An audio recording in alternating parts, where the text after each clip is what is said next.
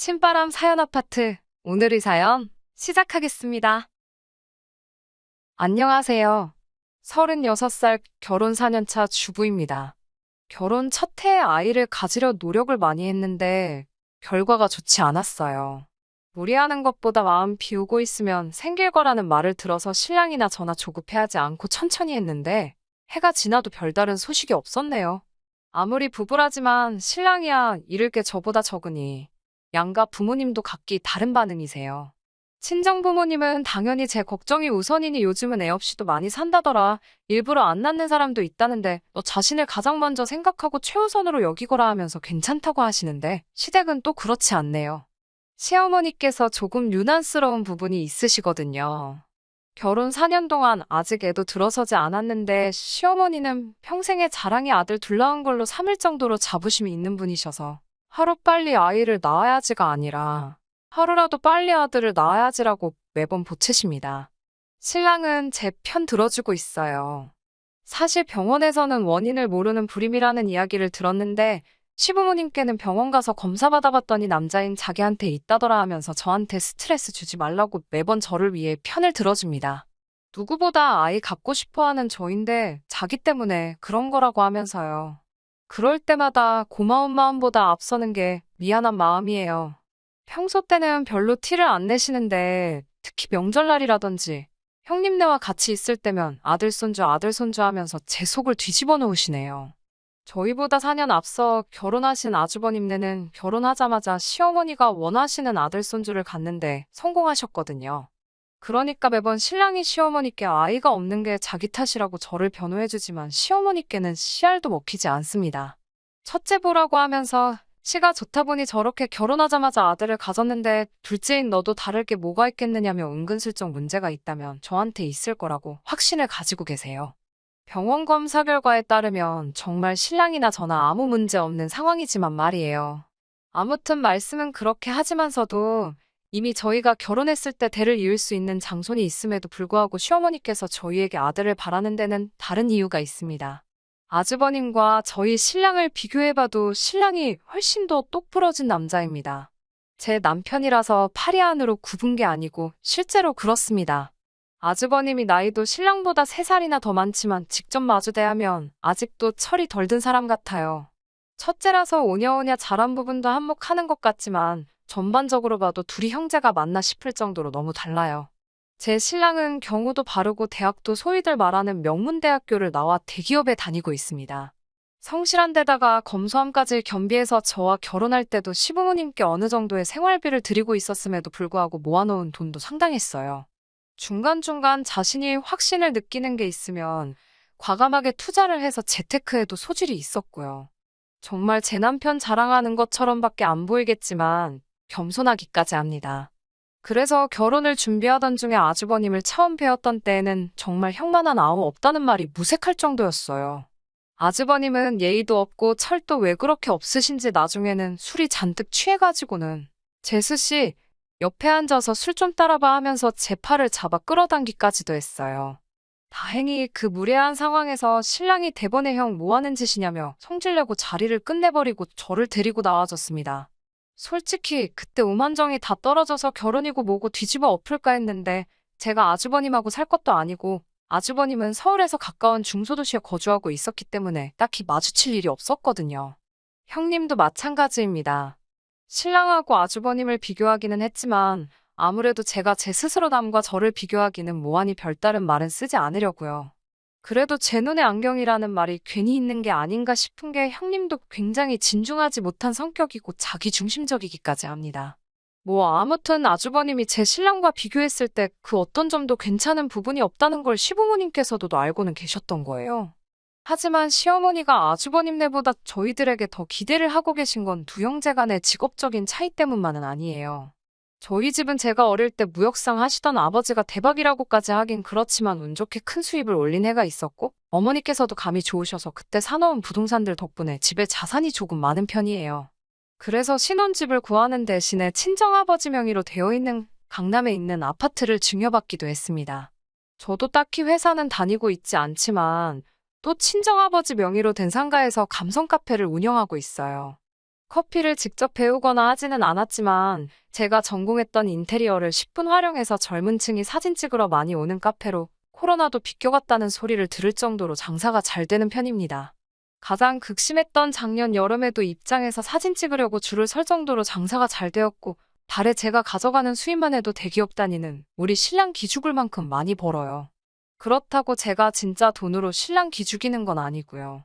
안정적인 직장에 복지까지 있는 회사 다녀주는 신랑 덕에 제가 득을 보는 것도 있죠. 아무튼 저희가 아주버님네에 비해서 경제적으로 넉넉하니 시어머니는 아주버님네 아이가 아들 장손이라고 하지만서도 은근 저희한테도 아들이 있었으면 하시는 부분이고요. 그런데 결혼하고 한 해, 두 해가 지나면서 통 아이 소식이 없으니 시어머니께서 조금 극성으로 변하신 부분이 없지 않아 있습니다. 신랑 앞에서 저한테 뭐라 한 소리만 했다 하면 신랑이 두 팔 걷고 나서서 시어머니와 대립을 하는 걸 알고 계시니 저와 신랑이 둘이서 같이 있는 자리에서는 딱히 별다른 말씀을 하지 않으시는데 그렇게 저에게 개인적으로 전화를 하세요. 일하느라 바빠서 전화를 못 받는다 치면 그걸로도 뭐라고 하시고 그런 일이 종종 있어서 신랑한테 이야기를 했더니 여느 때처럼 신랑이 시어머니께 한 소리를 했나 봐요. 그런데 그러고 얼마 뒤에는 자기 아들한테 고자질을 했다면서 뭐라 한마디 하시고 또 이번 일을 가지고 신랑에게 말만 한번 해보라고 엄포를 놓으시더라고요. 사실 시어머니 엄포가 겁난다거나 무섭거나 하지는 않았지만 신랑이 중간에서 참 스트레스 많이 받겠다는 생각에 몇 번은 제가 그냥 흘러넘기려고 했습니다. 작년 일인데 작년에 마침 딱 SNS에서 제가 운영하는 카페가 인기를 끌어서 손님이 정말 끊임없이 들어오던 시절이 있었어요. 장사가 잘 되니까 좋은데 너무 준비 없이 들이닥친 손님 때문에 정신없이 바쁘던 하루였습니다. 그날도 시어머니가 저한테 무슨 쓸데없는 소리를 하시려고 전화를 하셨었나 봐요. 눈을 감았다가 뜨는 시간도 아쉬울 정도로 바쁘고 일손마저도 부족한 와중이었으니 제가 전화를 받을 수 있을 리가 없었어요. 시어머니도 오기가 생기셨는지 제가 언제까지 전화를 안 받으려나 보자는 식으로 쉬지 않고 전화를 하시더라고요. 솔직히 너무 바쁜데 전화벨 소리 계속 울리고 있으니 짜증이 나서 전화기를 꺼버리고 일에 집중을 했어요. 그렇게 2시간쯤 지났는데도 손님이 빠질 생각을 안 해서 숨 돌리기도 힘든 상황이었는데 시어머니가 가게 문을 벌컥 열고 들어오시더라고요. 가게 밖으로 줄 서 있는 사람들이 있는데 줄도 무시하고 들어오니 문 앞에 서 있던 사람들하고 시비가 붙었어요. 아줌마, 사람들 줄 서서 있는 거 안 보여요? 하고 묻는데 시어머니는 줄 서고 있던 그 사람에게 나 여기 사장 가족이라고 하면서 똑바로 알아보고 물어보라는 식으로 따지시더라고요. 저는 장사하는 입장이고 소셜 네트워크에 달리는 댓글에 따라서 장사가 잘 되나 안 되나 정해지는 유행 타는 카페인데 사장 가족이라고 말하면서 손님에게 시비를 걸고 계시니 제가 아무리 바빴어도 가만히 있을 수가 없었어요. 실갱이하는 손님과 시어머니 사이로 비집고 들어가서 손님께 제가 대신 죄송하다고 사과를 드리고 카페 안쪽에 제가 사무실로 모시고 들어갔죠. 가게는 여전히 너무 바쁜 상황이었지만 시어머니 그대로 두었다간 가게 평판이고 뭐고 다 날아가 버릴 것 같았어요. 사무실 안쪽으로 모시고 가니 가자마자 하시는 말씀이 너는 며느리가 전화도 안 받고 대체 뭐 하는 거냐고 화를 내시더라고요. 어머님도 보셔서 알지 않느냐. 가게 밖에까지 줄이 서 있는데 제가 어떻게 전화를 받겠느냐고요. 그거 잠깐 전화 받아서 바쁘다고 말하는 게 그렇게 힘드냐며 화를 내시더라고요. 그 부분은 제가 잘못했다고 죄송하다고 사과드리면서도 정말 그 정도로도 시간이 없었다고 말씀드렸지요. 시어머니가 제게 뭐라 한마디 하려는 찰나에 홀에서 저 빠져 있는 동안 혼자 고군분투하던 직원이 하다가 안 되겠는지 저를 크게 부르더라고요. 그래서 어머님이 말씀하시는 와중에 금방 돌아오겠다고 다시 매장으로 뛰쳐나갔어요. 한참을 카운터 안쪽에서 음료수 만드느라 계산 도와주느라 정신없이 일을 하고 있었어요. 시간이 얼마나 지난지 모르겠는데 사무실에서 느닷없이 시어머니가 나오시더니 어쩜 어른을 기다리게 만들 수 있냐고 한 소리 하시더니 더 이상 못 기다리겠다고 하고 가시더라고요. 정신없는 와중에 그냥 가신다니 고맙기까지 할 정도였어요. 그날 카페 문을 닫으니 진이 빠져서 집까지 운전하고 돌아올 기력조차 없더라고요. 차 안에서 잠깐 숨 좀 돌리고 있다가 그래도 직접 오기까지 했는데 시어머니 그냥 보낸 게 마음에 걸려 전화를 드렸지요. 시어머니가 제 일터까지 찾아온 이유가 참 충격적이었습니다. 전화를 해도 제가 안 받다가 얼마 안 있어서 전화기가 꺼졌으니 그게 너무 의심스러웠다고 하시더라고요. 신랑하고 저 사이에 아들이 안 생기는 이유가 제가 혹시 딴 남자를 만나기 위해서 일부러 애를 안 갖고 있는 거라고 생각하셨다고 하시네요. 참 실망스러워서 그게 무슨 말씀이라고 하려는 찰나에 뱉으신 말에는 사과는 안 하시고 오늘 보니까 장사가 좀 잘 되는 것 같던데 얼마나 버냐고 물어보시더라고요. 저도 그 순간 짜증이 나서 그랬는지 돈 가지고 어머님 기라도 죽여보려는 생각에 원래도 신랑이 버는 것보다 많이 벌었는데 이번 달에는 특히 장사가 더 잘 돼서 신랑이 두 달치 벌어오는 것보다 훨씬 많이 벌 것 같다고 말씀드렸죠. 결혼 전에는 카페 그거 돈이나 되냐면서 무시하시며 대기업 다니는 신랑 얻은 게 제 평생의 복인 것처럼 말씀하시더니 제가 얼마 버는지 알고 나시니 그래 하면서 놀라시더라고요. 제가 생각이 얼마나 짧았었는지 괜한 소리를 해가지고 일을 크게 만든 것 같습니다. 며칠 지나지 않아서 가게에서 일하고 있는데 아주버님이 찾아오셨어요. 어쩐 일로 여기까지 오셨냐고 했지요. 왜냐면 아주버님 사시는 곳이 대중교통은 다니지만 서울이 아닌 곳에 있어서 강남까지 오시려면 2시간은 좋게 걸리는 거리거든요. 아주버님이 알 수 없다는 표정을 하면서 제가 불러놓고는 무슨 소리를 하는 거냐고 짜증을 내더라고요. 그러고 나선 어디론가 전화를 거시더니 한참 뭐라뭐라 서로 대화를 나누다가 전화기를 저에게 바꿔주네요. 상대방은 다른 사람이 아니고 시어머니셨어요. 저번에 왔을 때 보니 가게가 일손이 많이 필요할 것 같아서 아주버님을 보냈다는 알 수 없는 소리를 하시더라고요. 아무리 제 카페가 원두를 업체에서 받아와서 하고 있기는 하지만 음료수들 일체 다 각각 고유한 레시피로 정성 들여 나가는 곳이거든요. 그런데 카페도 잘 모르는 아주버님이 오셔봤자 도움될 것도 없고 오히려 숙련된 직원들 동선에 방해만 될 뿐이었어요. 그래도 신랑의 오빠인데 문전박대 할 수는 없으니 계산대 보는 법이라도 알려드리고 그 부분만 도와달라고 부탁드렸죠. 그런데 시작한 지 30분도 안 돼서 입이 대빨 나와서 지루하다 궁시렁대고 열심히 일하고 있는 직원들한테 커피는 믹스커피가 제일 맛있는데 5,000원씩 내고 음료수 사 먹는 사람들이 참 이상하다는 재미없는 농담이나 하고 있더라고요. 잠깐 자리를 비웠길래 어디 갔나 했더니 밖에 덥다고 가게 화장실에서 담배를 피고 나오더군요. 정말 혈압이 올라서 쓰러질 뻔했습니다. 웬만하면 시어머니와의 일들은 신랑 중간에서 불쌍해 보여서 한동안 제가 스스로 누르면서 지내왔는데 이날 일은 말을 하지 않을 수가 없었어요. 신랑은 자초지종을 듣고 두 사람 다 미친 거 아니냐고 곧바로 전화를 걸더라고요. 어찌어찌 아주버님이 일하시는 건 없던 일로 하기로 했는데 다음날 신랑 출근하고 저도 출근 준비하는데 시어머니한테서 전화가 왔습니다. 그걸 그새 아들한테 고저지를 했냐며 또 성질을 부리시더라고요. 신랑이 화나 있던 것 때문에 대답만 그렇게 한 거지 아주버님을 제 가게에서 데려다 쓰라고 강요를 하시더군요. 그 이유가 더 어이없었어요. 제가 언제라도 아들을 갖게 된다면 일을 하지 못할 것 아니겠냐고 그렇다고 그 많은 돈 버는 거 아주버님한테 월급을 700씩 주면 어떻겠냐고. 놀랄 틈도 없이 무슨 월급을 700씩 주냐고 했죠. 당장 가게에 혼자서 다 도맡아 하는 직원이 그거 반도 못 받고 일하는 건 알고나 있으시냐 말하니 가족끼리 서로 도와야지 가족한테 주는 돈이 아깝냐고 하시더라고요.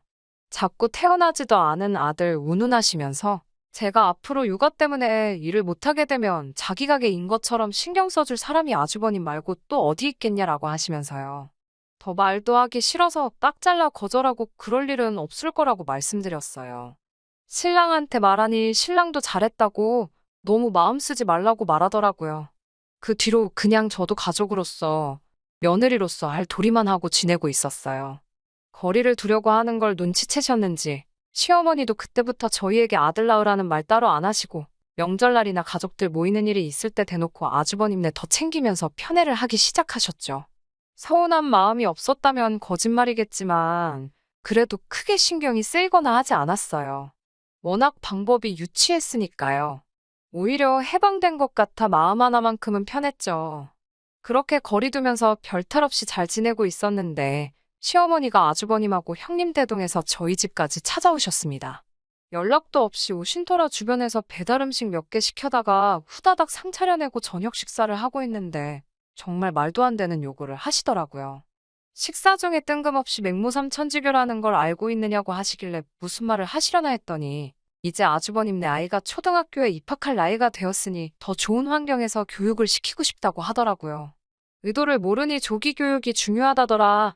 좋은 결정인 것 같다 뭐 이런 식으로 장단 맞춰주고 있었는데 무슨 계획이라도 있는 줄 알았더니 대뜸 하시는 말씀이 저희는 월세방을 구하던지 해서 나가 살고 지금 살고 있는 이 집을 아주버님네 아이가 대학교 들어갈 때까지 살게 너네가 양보를 하라고 하시더군요.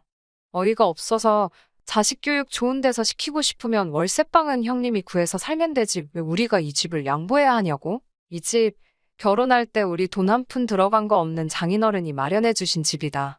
우리 가족 중에 그 누구도 이 집을 양보하란 말 할 수 있는 사람 아무도 없다고? 제가 말하기도 전에 신랑이 나서서 어머님께 큰 소리를 치더라고요.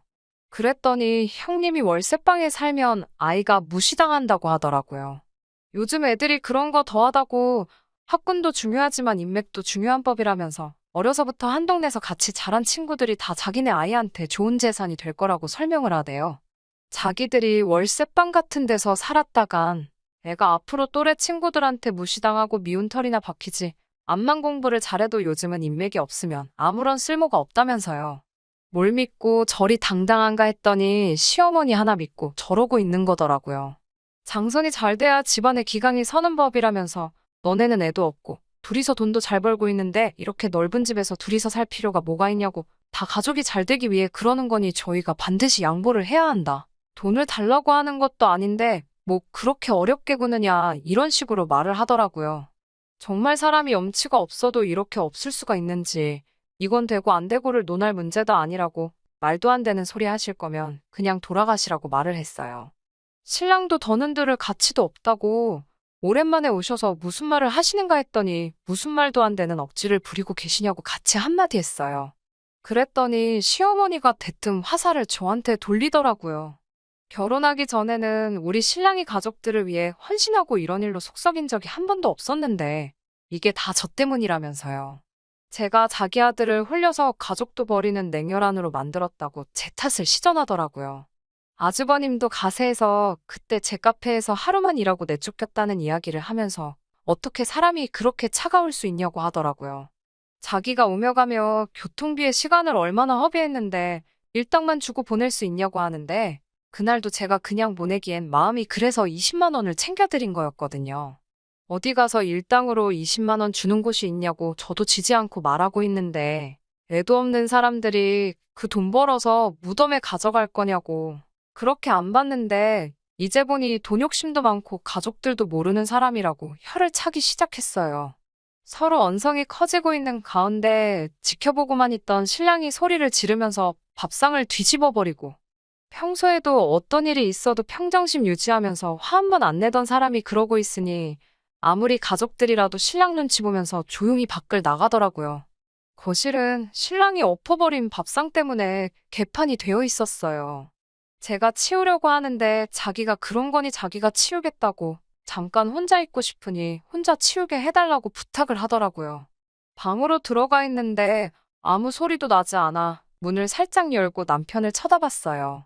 등 돌려 쪼그려 앉아 바닥을 치우고 있는데 신랑의 등이 살짝 떨리고 있길래 가까이 다가가니 울고 있더라고요. 저한테 미안하다고 정말 미안하다고 몇 번이나 사과하고 앞으로 자기는 가족들 안 보고 살아도 되니까 우리 둘이서라도 행복하게 살자고. 원래는 저런 사람들이 아니었는데 왜 그런지 모르겠다면서 아무리 싫어도 너무 미워하지는 말아달라고 부탁을 해왔어요. 지금은 시댁 식구들하고 일절 연락도 끊고 안 보고 살고 있습니다.